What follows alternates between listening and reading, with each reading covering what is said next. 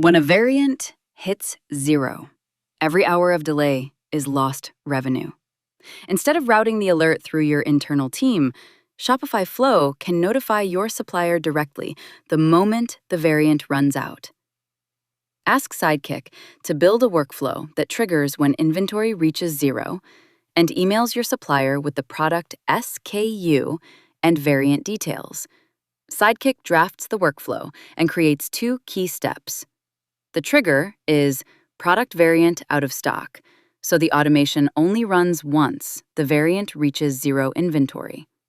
The action sends an email directly to the supplier and includes the product title, variant name, SKU, and a request to confirm the restocking timeline. Add the draft workflow to the store, then turn on the workflow.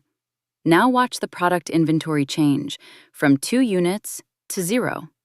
As soon as the variant is out of stock, the supplier receives the email automatically. Open the email and review everything the supplier needs to respond.